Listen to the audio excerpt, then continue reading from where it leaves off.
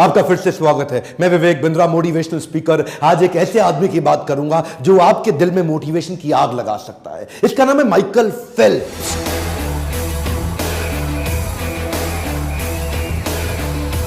शायद आपने ज्यादा ना सुना हो, पर आपको इतना बता दूं कि पृथ्वी के इतिहास में किसी भी गेम में, किसी भी साल में, किसी भी देश में, किसी भी प्रकार से इससे ज्यादा मेडल दुनिया में ना कोई जीत सका और आसानी से जीत भी नहीं पाएगा। 7 साल की छोटी उम्र से स्विमिंग सीखना शुरू किया, इतना फोकस, इतना एब्जॉर्ब कि 10 साल की उम्र तक नेशनल रिकॉर्ड तोड़ दिए। 12 साल की उम्र में अपनी कैटेगरी के अगले नेशनल रिकॉर्ड तोड़ दिए। 15 साल की उम्र में स्कूल में रहते रहते पहला बच्चा बना अमेरिका के अंदर जो ओलंपिक्स तक पहुंच गया। उसके बाद जब तक ये स्कूल में था ना, तब तक अभी लाइसेंस नहीं मिला इसको ड्राइविंग का, लेकिन दुनिया के सारे रिकॉर्ड तोड़ दिए। और जब तक कॉलेज की उम्र में आया, अपने रिकॉर्ड पिछले फिर से तोड़ दिए। देखते ही देखते इस लड़के ने 4 ओलंपिक्स में 28 मेडल जीते।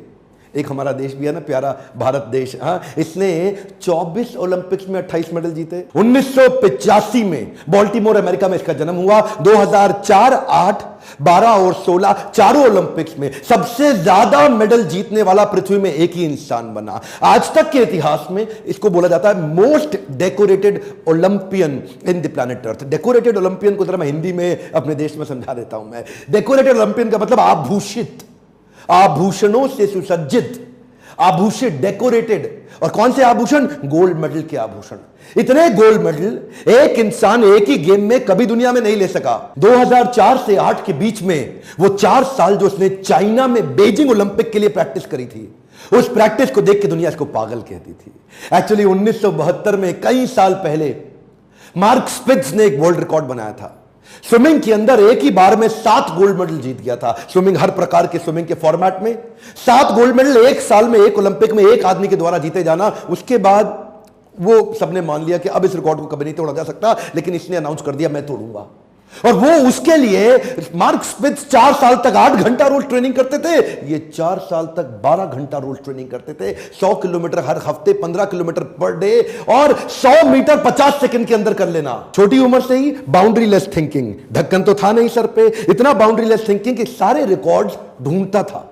स्विमिंग में जितने भी प्रकार के रिकॉर्ड्स बने हैं उनको सामने पेपर पे लाता था, प्लान करता था और उस रिकॉर्ड को तैयारी के साथ तोड़ देता था। उस रिकॉर्ड को तोड़ने के बाद जो नया रिकॉर्ड बनाता उसको फिर से तोड़ देता था, और उसके बाद जो नया रिकॉर्ड बनाता उसको फिर से तोड़ देता था। अपने रिकॉर्ड बना के अपने ही रिकॉर्ड को तोड़ तोड़ के इतने रिकॉर्ड बना लिए कि यह भी एक रिकॉर्ड बन गया कि इतने रिकॉर्ड कोई कैसे बना सकता है। केवल इसके रिकॉर्ड्स बताना इस वीडियो के अंदर मेरा मकसद नहीं है। मैं तो मेरे प्यारे देशवासियों को तैयार कराना चाहता हूं कि वो कैसे ऐसी विचारधारा ला सके, वो कैसे ऐसा थॉट प्रोसेस, ऐसा एटीट्यूड, बर्निंग डिजायर क्रिएट कर सके। इतना आसान नहीं था इसका जीवन।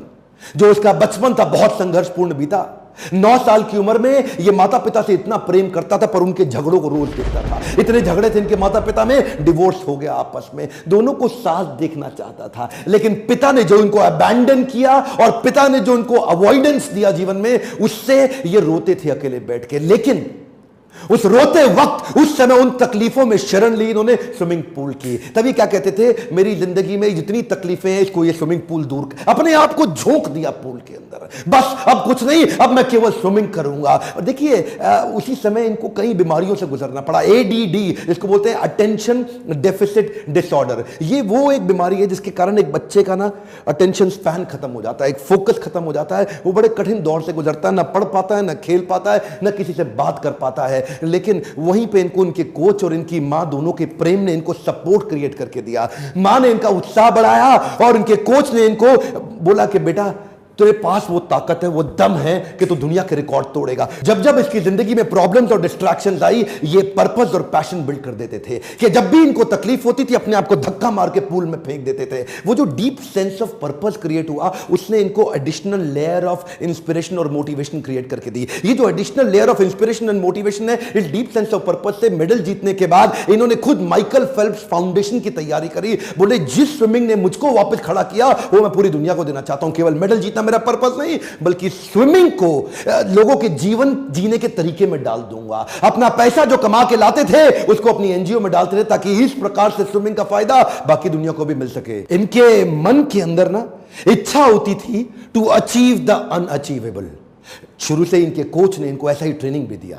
क्या बोले, ये जो अनवेवरिंग फोकस है ना, ये कैसे बिल्ड होगा?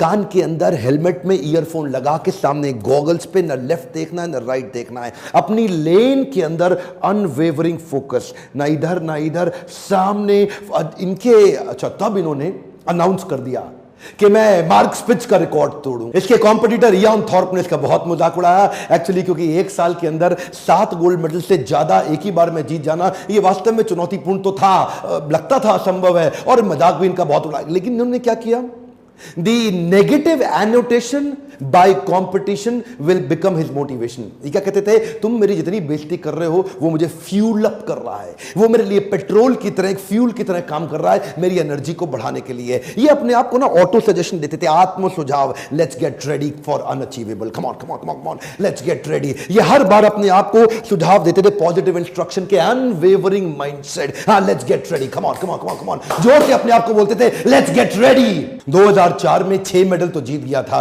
पर ये जो 8 मेडल का अनाउंसमेंट कर दिया ना इसने कि 2008 में मैं 8 मेडल नहीं 8 गोल्ड मेडल जीतूंगा, वो जो है ना वो बड़ा मजाक उसका बहुत बना कि ये अपने आप को पता नहीं भगवान समझ बैठा है। लोग जब जब इसका मजाक उड़ाते ये और चुप हो जाता और शांत हो जाता, और उसको लेके अपने लॉकर में, अपने घर के सामने, अपने शीशे पे, अपने बाथरूम में, अपने बेडरूम में, हर जगह चिपका देता। इसने उसको 8 गोल्ड मेडल को घोट के पी गया अपने अंदर कि ये तो मुझे जीतना है। इसने अपने लिए बड़े ही self punishing, harsh, difficult, tough routine और प्रोसेस प्रैक्टिस के लिए तैयार कर ली है। लेकिन अचानक एक दुर्घटना हो गई, इसका दायां हाथ फ्रैक्चर हो गया जिसमें हड्डी अलग अलग हो गई आपस में। मना कर दिया डॉक्टर ने, बोला बीजिंग ओलंपिक्स में तू पार्टिसिपेट नहीं कर सकता, खत्म हो गया तेरा हाथ, तू हाथों का इस्तेमाल अब स्विमिंग में नहीं कर सकता।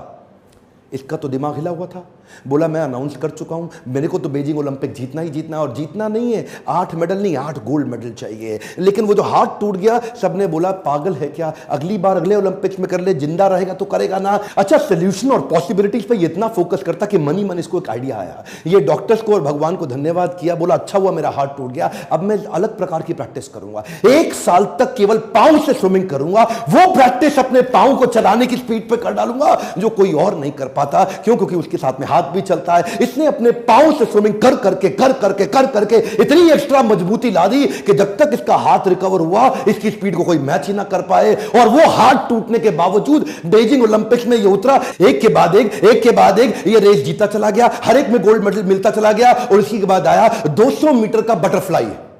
ये जब 200 मीटर के बटरफ्लाई में भाई साहब कूदे तो इनका जो गॉगल्स था वो क्रैक कर गया, और जो गॉगल्स क्रैक हुआ ना, रेस चालू हो चुकी है, अब रुकने की कोई संभावना नहीं है। लेकिन गॉगल्स में पानी घुसने लगा, वो पानी घुसने से इसको डिस्टर्बेंस हो रही थी, पर ये रुका नहीं, बाहर से देख के किसी को पता नहीं लगा, ये पूरी तेजी से चलता रहा। क्यों? उसकी पुरानी हैबिट और उसकी प्रैक्टिस, उसकी स्पीड उसको काम आ रही थी। इसने गिने हुए थे कि हर 20वें हाथ पे मेरी एक ब्रेथ पार होगी, हर 20वें हाथ में मेरी दूसरी ब्रेथ पार होगी, और फिर 20वें हाथ में मेरी तीसरी ब्रेथ पार होगी। वो कैलकुलेटेड टाइम और उस फोकस के साथ 100 मीटर के बाद अंधा हो चुका था। ये कुछ नहीं दिख रहा था, लेकिन अब किसी बहाने का टाइम नहीं। एक भी मेडल में सिल्वर या ब्रोंज आया तो 8 का रिकॉर्ड खराब हो जाएगा। ये हाथ पे हाथ मारता चला गया, और आखिरी 20वें हाथ पे जब फर्श छुआ, गर्दन उठाई और ऊपर क्या देखता है, ऊपर लिखा है WR। क्या? WR का मतलब है वर्ल्ड रिकॉर्ड। इसकी आंख में जो आंसू आया वो दुनिया ने देखा, क्योंकि ये अंधा हो चुका था, कुछ उसको दुख नहीं रहा था। और तब WR के साथ इसने 8वां गोल्ड मेडल लेकर के उस सारी चुनौतियों को prove them wrong. Come on, क्या प्रूव देम रॉन्ग। अपनी सफलताओं के चलते अब तक ये दुनिया के 5वें सबसे अमीर खिलाड़ी बन चुके थे। कई नए दोस्त आए, नए रिश्ते बने, और जो प्रेम का पुराना खोखलापन था वो पैसे से, सफलता और रिस्पेक्ट से भर नहीं जाता। शायद उसी के चलते ये उसी प्रेम और संतुष्टि की तलाश में कुछ गलत आदतों में पड़ गए, और जिसी के चलते इनको कुछ ही समय के अंदर DUI, जिसको बोलते हैं driving under the influence of intoxication, उसके चलते इनको 2 बार जेल में भी डाला गया, रिक्रिएशनल ड्रग्स के साथ पकड़ा गया, पार्टी के स्मोकिंग लॉट में इनको पकड़ा गया कई बार। ये तो वो चीजें हैं जो पूरी तरह से मीडिया कवरेज में भी आई, जेल तक इनको जाना पड़ा, इनको बैन भी लगा टेम्पररी स्विमिंग के लिए। वो सारी तकलीफों ने इनको पूरी तरह झकझोर दिया। लोगों ने इनसे पूछा कि इतनी सफलता के बाद ये फेलियर देख के कैसा लग रहा है? बोले कैसा लग रहा है? कुछ नहीं लग रहा, हो गया फेलियर, कोई बात नहीं, हो गया, इंसान हूं, मुझसे भी गलती हो सकती है, हो गया, लेकिन अब नहीं करूंगा।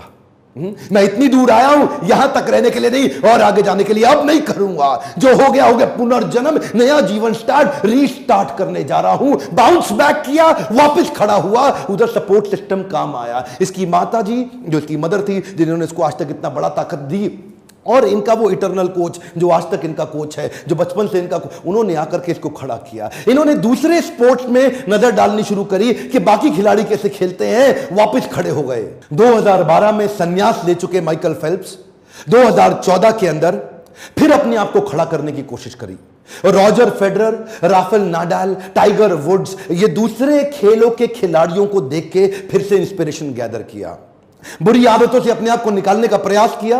कृष्ण कहते हैं गीता के अंदर, भोग ऐश्वर्य प्रसक्ता नाम तया फृत चेतसाम व्यवसायत्मिका बुद्धि समाधो न विधीयते। जो आदमी भोग और ऐश्वर्य, भोग ऐश्वर्य प्रसक्ता नाम, भोगा इंजॉयमेंट और ऐश्वर्य मतलब पैसा, धन, धनाढ्य, जो भी आदमी भोग ऐश्वर्य प्रसक्ता नाम इन दोनों में अटैच होता चला जाएगा, उसके साथ क्या होगा, व्यवसायत्मिका बुद्धि, उसकी फोकस्ड इंटेलिजेंस, समाधो न विधीयते, वो समाधि में प्रवेश कर ही नहीं सकता। समाधि का मतलब क्या हुआ, अनवेवरिंग इंटेलिजेंस, वही इंटेलिजेंस जिसने इसको 2008 और 12 में सफलता दिलाई, वो इंटेलिजेंस गायब होती हुई दिखाई पड़ी। क्यों, भोग ऐश्वर्य प्रसक्ता नाम, दुनिया के 5वें सबसे अमीर खिलाड़ी बन चुके थे। भोगा और ऐश्वर्य ये आपको गोल से हमेशा दूर कर देगा। आपके लिए लेसन है, कम ऑन, आपसे बात कर रहा हूं, ध्यान दीजिए। भोग ऐश्वर्य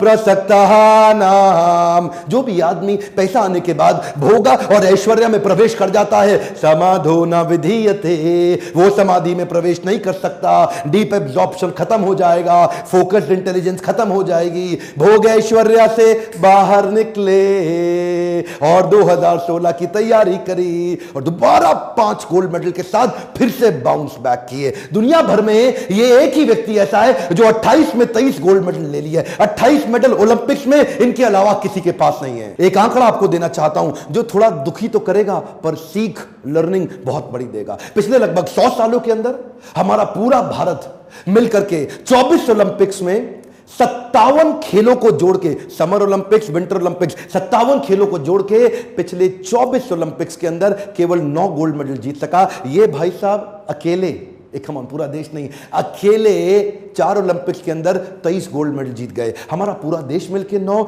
ये अकेला 23 गोल्ड मेडल। इसमें और हमारे में एक कॉमन चीज है, वो क्या है, हमारे भी टोटल 28 मेडल हैं, इसके भी टोटल 28 मेडल हैं, लेकिन इसके 28 मेडल में 23 गोल्ड हैं और हमारे 28 मेडल में केवल 9 गोल्ड हैं। ये पूरा देश मिलके इसकी एक आदमी की बराबरी नहीं कर पा रहा। आपको एक माइकल फेल्प्स का सारांश में मैसेज दे दूं, सैटरडे हो या संडे, हॉलीडे हो या बर्थडे, क्रिसमस डे हो या एनी डे, साल में 365 दिन और लीप ईयर में 366 दिन, 12 घंटे का ट्रेनिंग रोज करना है।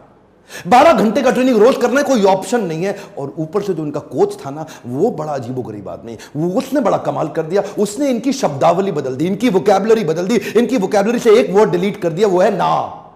नो वर्ड, ना वर्ड डिलीट ही कर दिया। बोला ये नहीं हो सकता, वो नहीं हो सकता, कुछ नहीं, ये हो सकता है, वो हो सकता है, सब कुछ। 365 दिन लगातार कंसिस्टेंट ट्रेनिंग, इसको बोलते हैं एक्सट्रीम डिसिप्लिन। 100 जगह पे 1 फुट गड्ढा खोदने से पानी नहीं मिलता, एक जगह पे 100 फुट गड्ढा खोदने से पानी निश्चित रूप से मिल जाता है। यही डिसिप्लिन हमारे देश को बिल्ड कराना है। इस वीडियो को एक रिक्वेस्ट कर रहा हूं, थोड़ा सा तो आपको भी करना पड़ेगा, उठा के आग की तरह फैला दो हर एक स्टूडेंट को, स्पोर्ट्समैन को और स्पोर्ट्स मिनिस्टर तक, और उस बच्चे को पहुंचा दो इस वीडियो जो आग लगा सके। अगली बार ओलंपिक्स में अगर यह वीडियो थोड़ा भी मदद कर सके तो देश का भविष्य बदलने में मेरा साथ दीजिएगा।